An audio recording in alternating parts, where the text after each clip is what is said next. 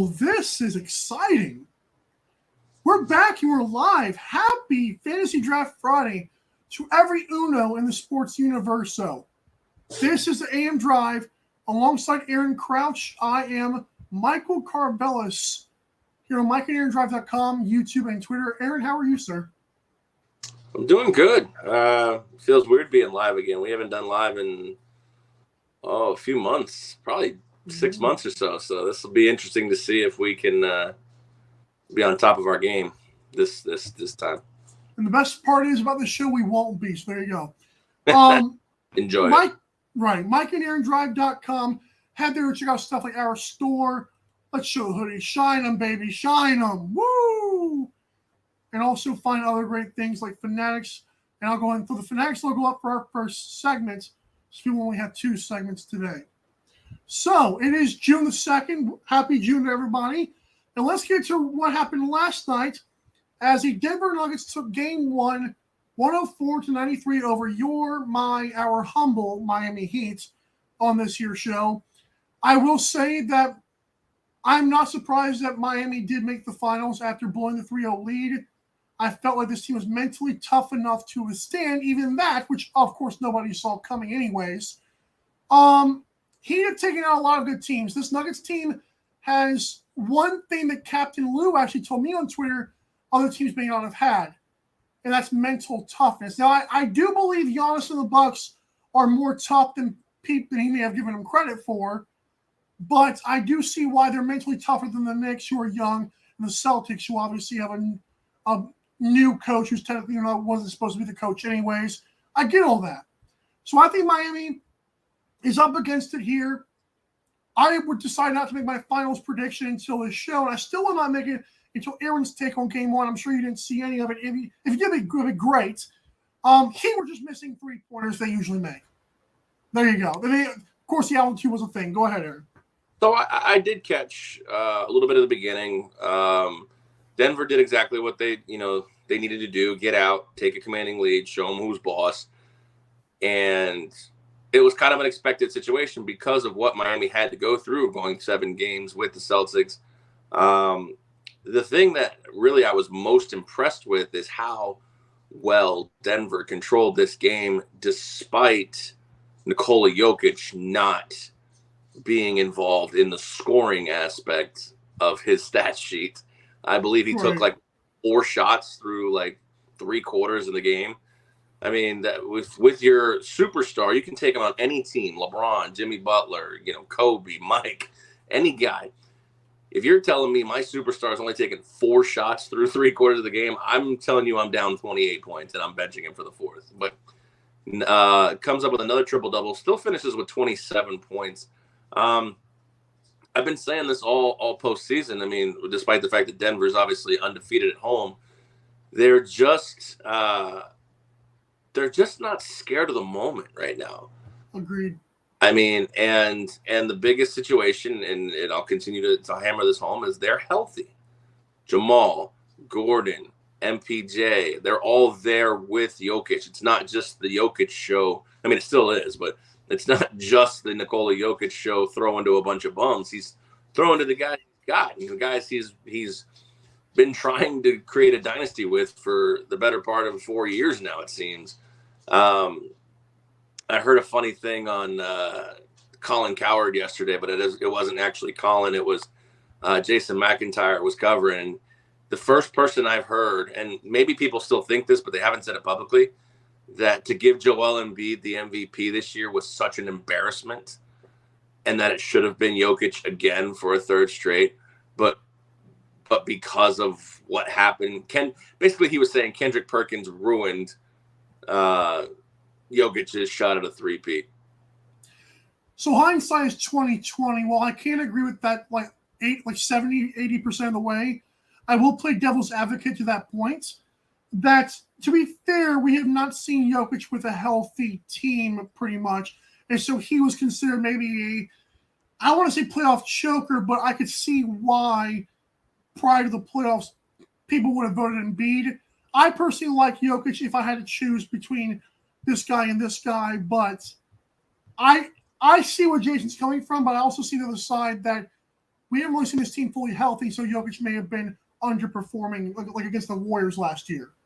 Right. And I mean, my vote probably would have gone to Giannis. I mean, it was either Giannis or Jokic, given the fact that they had their teams in the number one seed with what they did. If it's a regular season award, then that's exactly who it should have gone to. But anyways, we don't need to go down that road.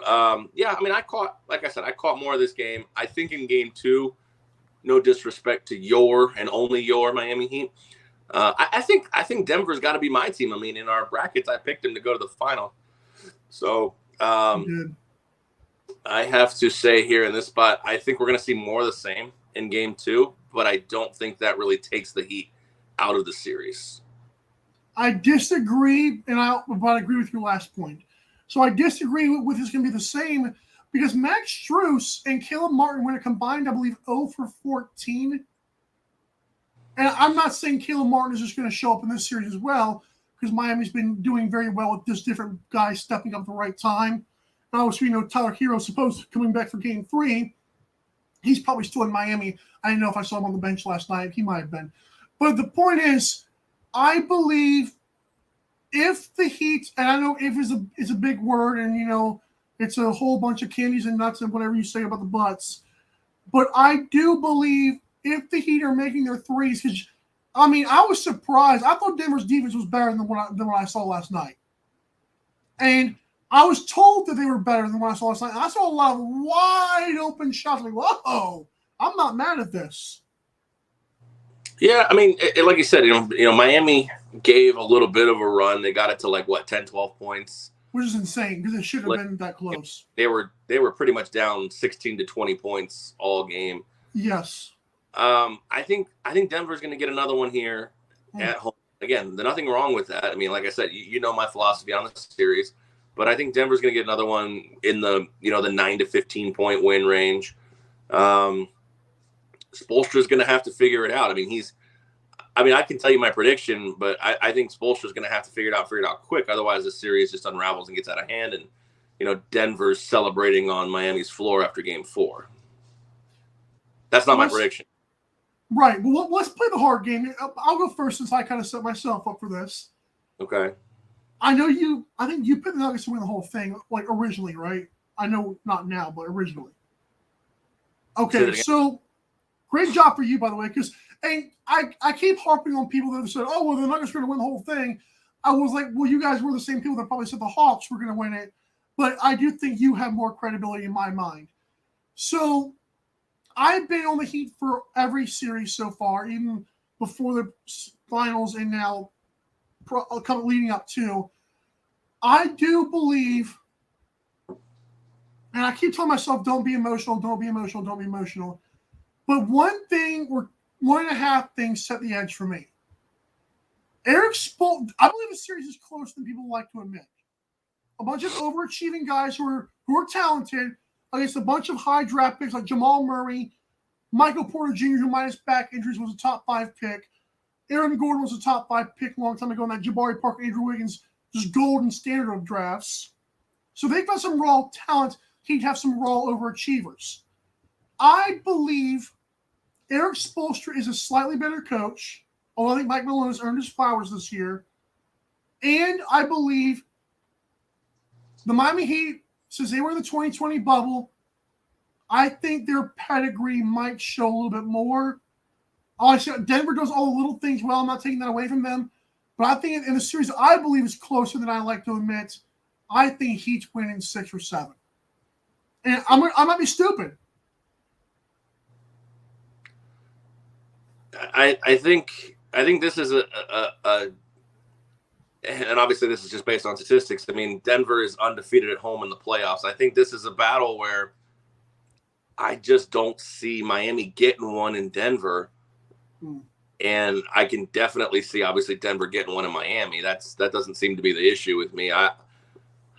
I'm being generous here because I really think it's 5, but I think Denver wins in 6. You know what's funny?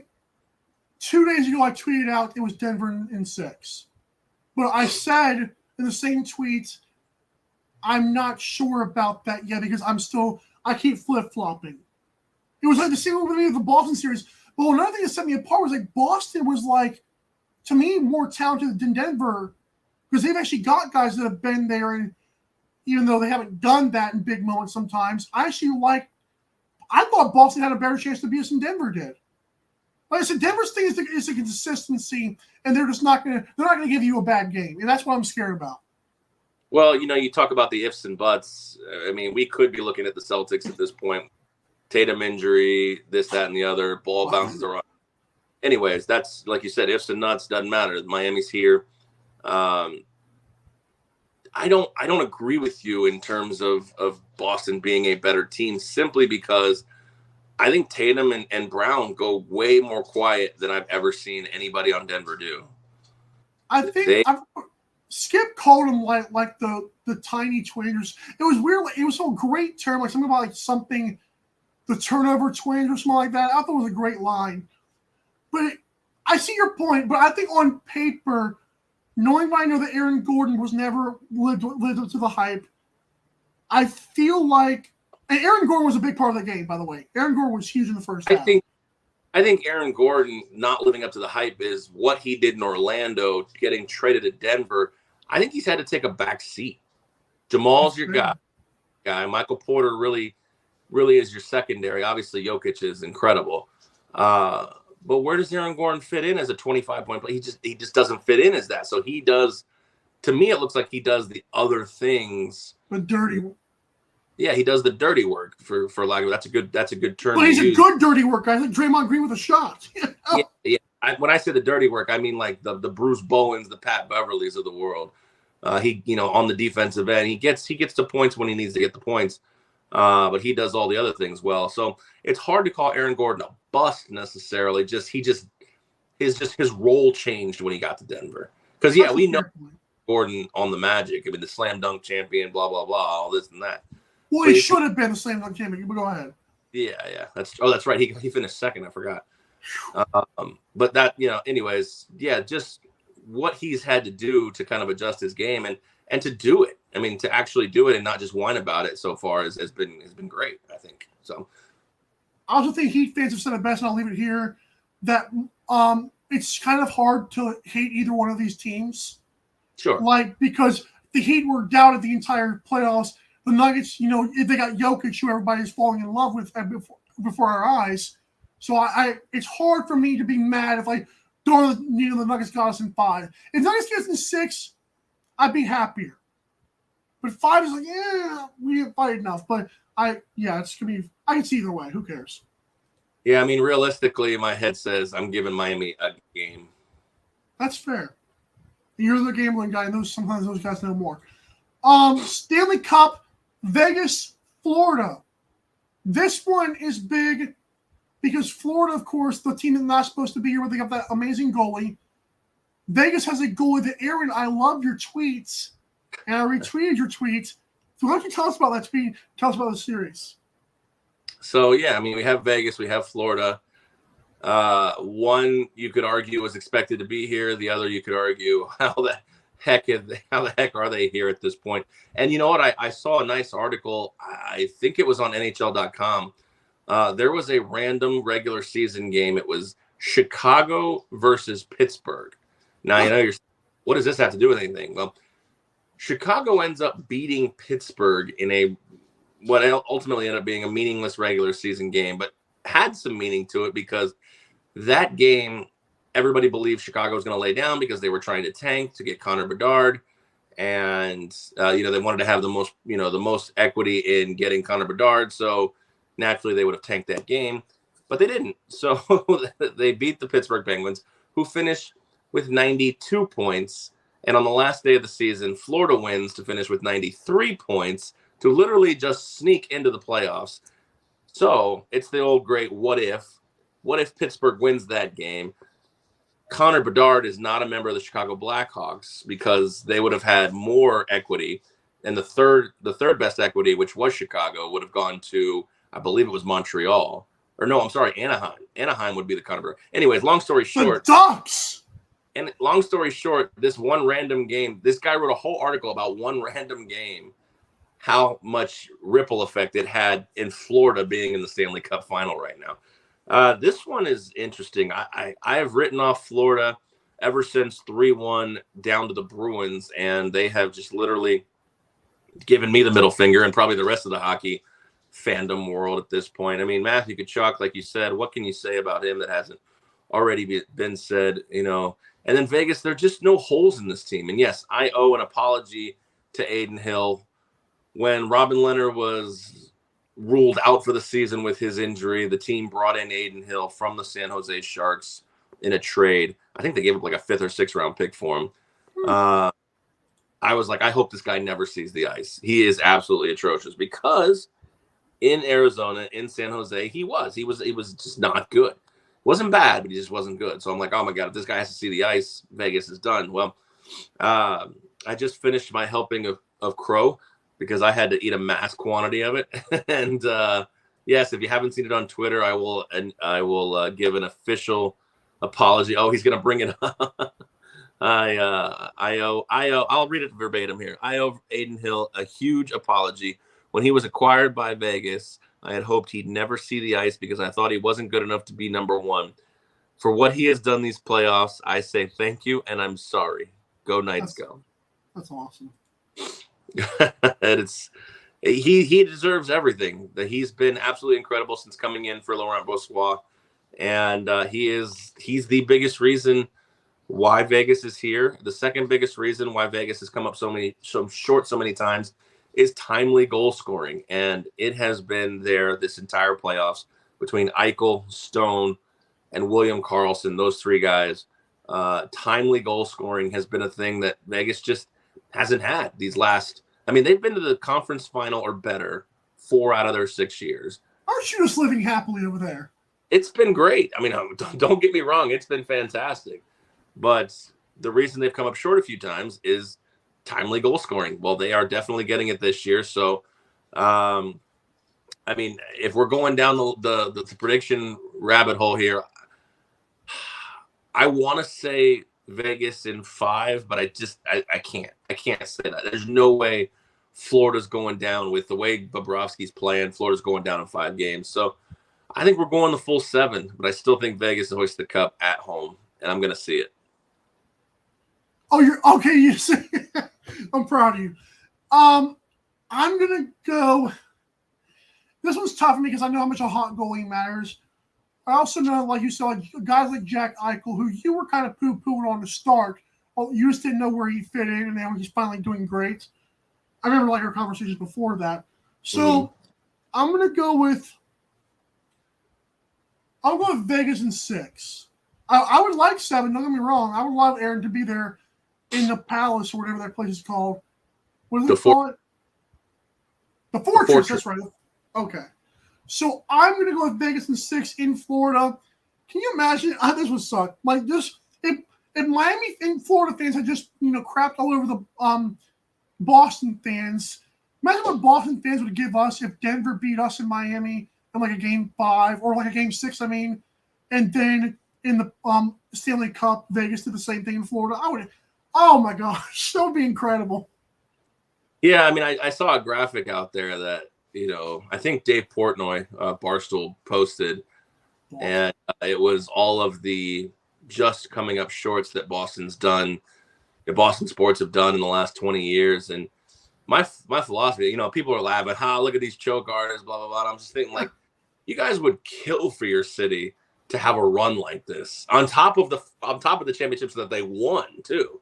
This was just a list Brady, of this, a couple of Patriots losses in Super Bowls, a couple of Celtics, Eastern Conference Finals and finals, and yeah, you call them chokes, but I tell you, if your teams could have a run like they've had in the last 20 years on top of winning championships, I mean, it's a no-brainer. I'd take that all day. I mean, imagine a Lions fan, imagine a Detroit sports fan. Oh.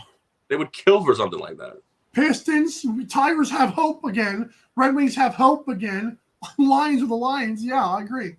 20 years. I mean, Detroit may not be good because the last 20 years, I think Red Wings have 2 cups, and I think Pistons have one title. So it's not terrible, but you get my point.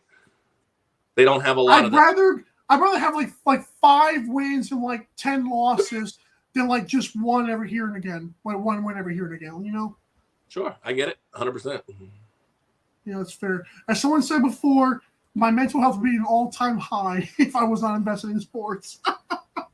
Probably so. Oh, all right, guys. When we come back, we're talking fantasy draft. Aaron will explain what it is on the other side. But first, a word about safety.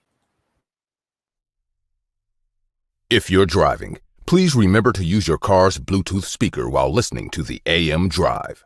Sports talk is not worth your safety or the safety of others. Thank you.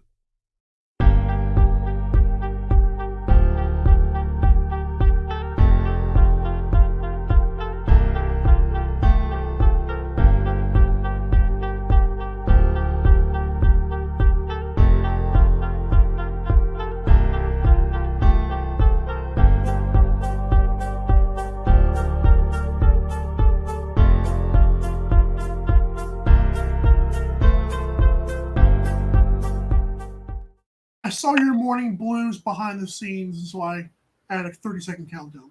Well, I appreciate that. Yeah, welcome back here to Fantasy Draft Friday and the AM Drive presented by AgriDime. If you want the best meats shipped directly to your door, you got to go to AgriDime. You got to go to Mike and Aaron Drive. It's the easier way to go. MikeandAaronDrive.com, click the AgriDime logo. But if you go to AgriDimeStore.com as well, when you are there, shop everything you can get for the grilling season because we are now into June. It's getting hot out there. Turn those grills on. When you check out, use code AMDRIVE for 10% off your total order at AgriDime. Tell them we sent you with AM Drive for 10% off.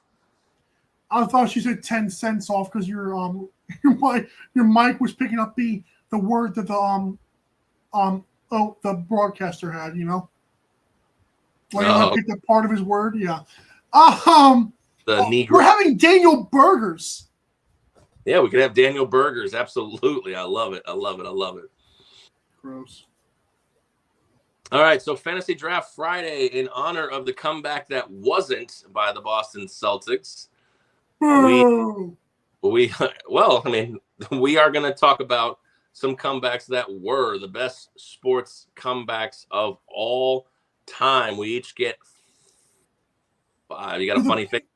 Do the Panthers count if they win it this? I mean, not yet, but if they win it this year, we may have to do this again. Well, them coming back from 3-1 to beat the Bruins, the best team, beat the President's Trophy winning Bruins, that could be on the list. And then beat Vegas in the final, that could end up being on the list. Yeah. I mean, even just them winning that first round series could be considered one of the best comebacks of all time. They are not on my list, but it would be a hell of a story, just being the fact that they've been playing playoff hockey since like January, but. Each get 5. I think you had the first pick last week. Yeah, it's your turn. Yeah, I was thinking my bed, and I was like, yeah, Aaron's got the first pick. Crap. Well, I can't. You know, we're speaking of Boston sports. I'd be remiss if I didn't take this with my first pick. Why? What is all this? I know what this is because it's everyone's first pick. Even though I want it to be another thing, it's definitely this. Well, yeah, you're right. My first pick is the Red Sox overcoming the 3-0 deficit. Whoa. To beat the Yankees and go on and sweep the Cardinals to win their first World Series title in 86 years. You thought I was going to go with the other one, but you're wrong. You know, it's funny because you're a dang good GM, and I keep telling myself this is why I lose these stupid things, okay? Because you pick things in like such a strategic manner.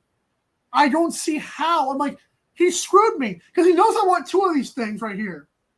He knows I can only take one. The iconic one is obviously in the biggest game, you know, whatever. But I'm going to take – That might be my second pick. I agree. That's why I'm saying it has to be one or the other, so I'm screwed either way. I'm not going to pander to the people. I'm going to do what I know is the best comeback, but I know it's going to take the pudding in the fans' minds. What's going to take the pudding is going to be your next 28-3 pick. My pick, though, is going to be the reason I'm seeing LeBron is because I'm a LeBron fan. Because this did not just come back from 3-1 in the NBA Finals, first team to ever do so in any NBA series, I think. This was a 73-9 team who broke Michael Jordan's team's record at 72-10, and it started the Kevin Durant little mini dynasty that the Warriors had. So it was great for LeBron, but it also made him still second place in the GOAT debate for most people because Kevin Durant comes in and wins like 2 finals against the man. Mm-hmm. So it's such a big legacy thing. And go ahead and take. I know what your next pick is going to be, but I had to do it for my own sake because I know that's a bigger comeback, but in people's minds, it's not. I actually would agree with you in a situation that like this in LeBron context. This LeBron comeback in context with like everything you just described is one of the best of all time, and it's definitely a deserving of a top pick. I don't hate on that for sure. I mean, it was on my list for sure. So. But yeah, my number 2 pick is obviously the Patriots versus the Falcons, 28-3, coming back and winning the first and so far only overtime Super Bowl. That was cool too. I like the overtime part of that. I remember I was watching the replay of that like about a few months ago. It was the fact that in the third quarter the Falcons were like still leading big. Mm-hmm. Like they didn't like do anything wrong. They just didn't do anything great. It was like you have to like have that one final push, and everything just like. This didn't. It was like a bunch of. It just, yeah, like they knew Brady and company were going to throw the kitchen sink at them, and they just stood around and did nothing about it. Right. Right. I mean, Matt Ryan, who won the MVP, did not even play bad. Like, he actually played very well in that game, and still you don't know. So, I love it. I'm going to take this one first because I think it's going to be on your list. Yeah, I'm going to do – this is a player comeback. I have a few of them. Yeah, I have a few of them too, but this was by far my top. So this player is known as the best golfer modern day history is Tiger Woods, okay? And I remember this because the only reason I've watched golf is because of Tiger Woods. I can argue it's Rory McIlroy all I want to, but it's Tiger Woods. And seeing him after all the scandals, which nowadays I guess are nothing anymore – it's funny how we view affairs anymore. Like that was so big back then because it's a gentleman's sport. And then of course the crash, the accidents that he had. Tiger Woods doing the 2019 Masters it still blows my 11 years after his last major. It doesn't make any sense. That was my next pick. Very good selection. I know. Well, I have to take a little bit of a detour here, and I'm going to do a player comeback myself. This one may not have made your list, but it's definitely making 99% of basketball players' lists. And that's the man who came back from playing baseball after 17 months. Oh, yeah. To complete his second three-peat of his career. Coming back, wearing the 4-5, Michael Jordan. Okay. Can you name all 3 numbers Michael wore in his professional career with the Bulls? He wore 45. Yeah, he wore 45 when he came back because I believe someone else was wearing 23. He got it back. He got it back like immediately, but. Oh, I've heard that story like once in my life and I forgot it. Okay. Yeah, he wore 23. Obviously, he wore 45 for half a season, and then he wore one other number for one game. 6. No, that was his. That was 9. Was his dream team. Anyways, for last time, I will tell you he wore number 12 because someone broke into the locker room and stole his jersey before the game, so he had to wear a 12 with no name on it for one game. You know, we should have known prior to 9/11 that was how bad our security in the country was. We should have known that.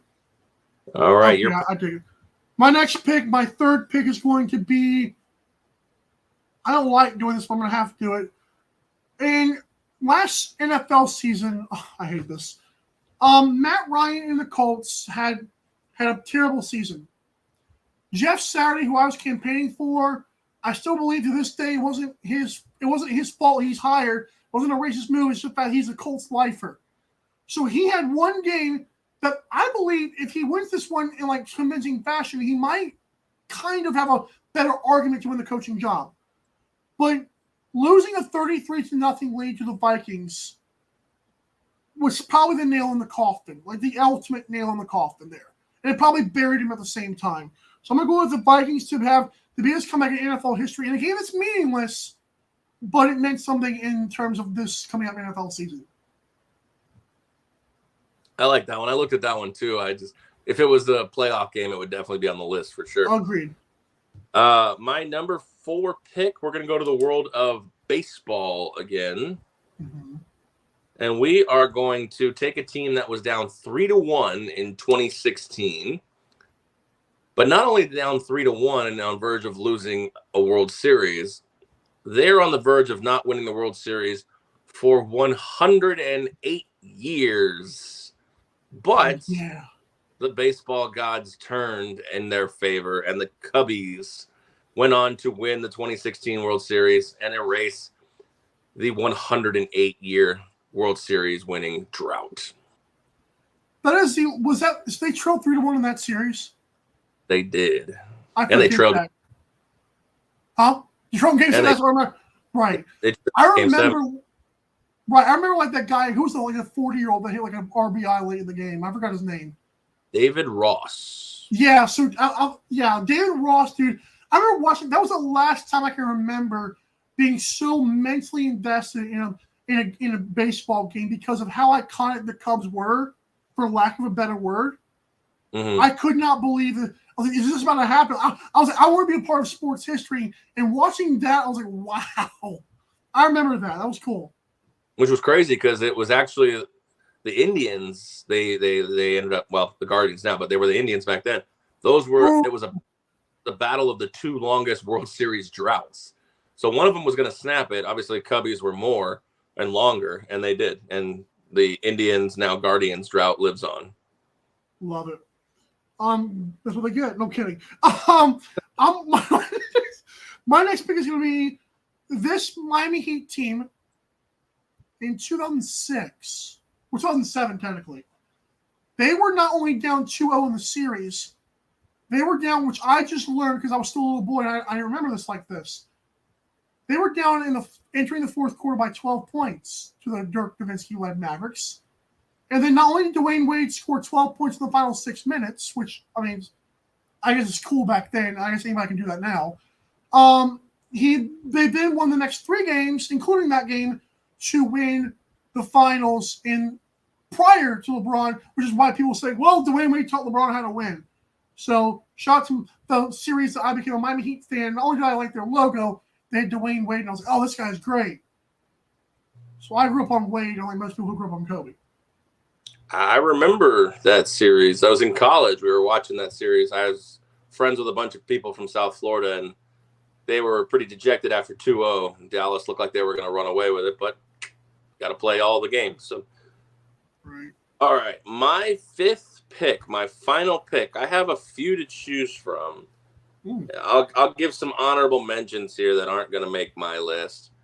You can have them if you want. Alex Smith, and his comeback from nearly having his leg amputated. He could have died, I think, too. Huh? I think he could have died on that, too.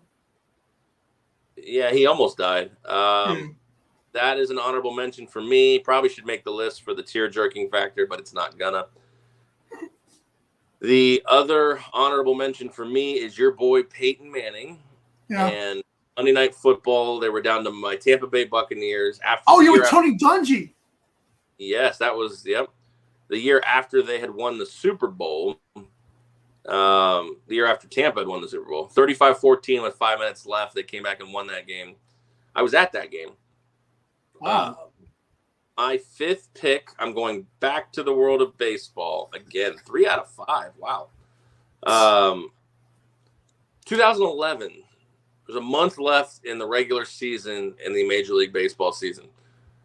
The St. Louis Cardinals are 10.5 games back of the division leading, I think it was Brewers at that time. They did not win the division. They were 7.5 games back of the wild card. They slipped into the wild card where the Atlanta Braves blew the wild card. Nobody talks about that because the Red Sox in that same year blew one of the biggest leads to miss the playoffs as well, to I think the Orioles. Anyway, the St. Louis Cardinals come roaring back, make the wild card, and subsequently win the World Series that year against I believe the Texas Rangers they beat. But Josh Hamilton.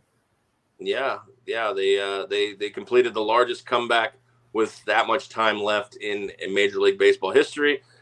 And they did what you were talking about with the Panthers, come all the way back and win their sports coveted trophy. Honorable mention, great pick, by the way. Honorable mention for me was Chiefs Colts 2014 because of Andrew Luck, and that was his one shining moment, and it really makes me wonder, well, what the heck if? Another player who made my list but is not going to make it is Peyton Manning. And I'm probably going to lose this draft for saying this. This guy hits so close on for me because as a Miami Heat fan, I was scared of this one player on one team. I was like, I don't care if Thibodeau coached this guy. Derrick Rose is John Morant with bad knees, but a good his head's in the right place. Makes no sense. But Derrick Rose to this day has a roster spot. Although I think with the Knicks, it's kind of like faded into the distance. But Derrick Rose, to me, winning the MVP in his, I think, rookie year or whatever it was, or second year. Second year, yeah. It just blows my mind and blows his knees out. Oh, good Lord. How well he's been able to come back and still form a roster spot. Again, I know it's just a stupid thing. I think Derrick Rose makes my list because as a kid, I was devastated with his injury. But he came back. He's been making rosters, and albeit nothing's happened, but I still believe he could have been one of the best point guards ever because he's Russell Westbrook with a jump shot. He's John Morant with a straight head. He could have had a better jumper prior to knee injuries, but never was able to develop it. So, Derrick Rose. That was dumb. He's such a great, especially these last 10 years, he's such a great example of what if, like in the eras of big threes and the duos, like, does he stay in Chicago? No. Does he stay in Chicago? Does he form a big three somewhere? Does he, this, that, or the other? It's kind of one of those things. Like, how does he affect the landscape of everyone? Like, does he end up in Cleveland? With LeBron? It's just crazy to think of what could have been with Derrick Rose. Yeah, I don't think he was worthy of a pick, but I don't dislike your thought process there. Take us home. All right, it's going to do it here for us. Hope you guys enjoyed your sports week. The sports weekend is filled with NBA Finals and Stanley Cup Final as well. We'll be back on the other side to digest it after we get, Game 2 of the NBA Final and Game 1 of the Stanley Cup Final. So make sure that you're sticking with us next week on Monday. We're going to be Monday and Friday, as you know, live. This is pretty awesome. So hopefully you guys enjoyed it. Enjoy your sports weekend, and we'll see you on the other side. Adios. Drive safe.